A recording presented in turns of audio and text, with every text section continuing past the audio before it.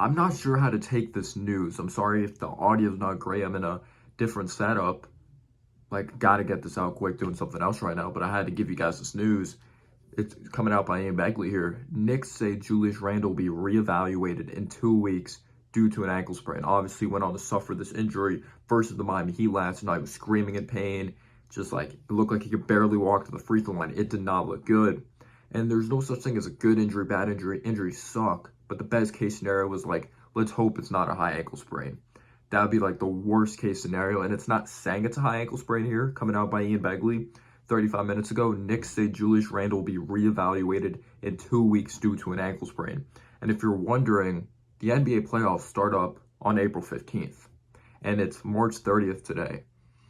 So the NBA playoffs, like from this date to that date on April 15th, we're 2 weeks and 2 days away from the NBA playoffs.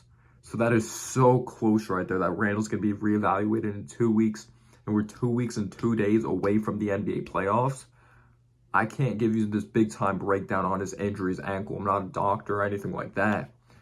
But let's just hope he's back ready for game one of the playoffs. But obviously you don't want to rush anything.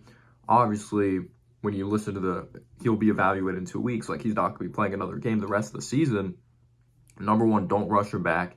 And like, I don't think the New York Knicks are going to do that. I don't think the doctors will allow that to happen, the medical staff. We've heard in the past, though, with players, they'll be reevaluated in 2 weeks, and you're expecting them, okay, maybe they'll be back in 2 weeks. But then at the same time, you don't really know. You really don't know, because we've seen the setbacks in the past with players, and you hope there's not a setback here. Because there's more that goes into it, like physically out there on the floor when it comes to an injury. How is Randle going to be mentally? How is he going to be physically coming back? Like, that's awesome news if he comes back game one. But what Randle are we going to be getting? Is it going to be a setback from his play as well? But Ian Begley even had a follow-up tweet. Julius Randle will be reevaluated in 2 weeks due to an ankle sprain. That's April 13th. The first day of the playoffs is April 15th. Knicks are 5th in the Eastern Conference. They're 2.5 games ahead of the 6th seed Brooklyn Nets and 4 games ahead of the number 7 seed Miami Heat with 5 games left in the season. And right now, the Knicks are in an interesting situation. We only have one true forward on this team with Randle out, and that is Obi Toppin. Is Obi Toppin going to end up getting the start? Especially up against Cleveland. Cleveland has a lot of size over there. Is Tibbs going to try to do something creative? He's going to put 2 centers, like one at the 4, one at the 5. Like, I'm really interested to see what Tibbs is going to do moving forward. But this really sucks. Are the Knicks going to pick up Melo? You know, it's a big dream of Knicks fans out there. Not Buzzer Peters, who's a subscriber of my channel. He hates Melo. But this sucks. I hope there's no setbacks and he's ready playoff time, mentally, physically.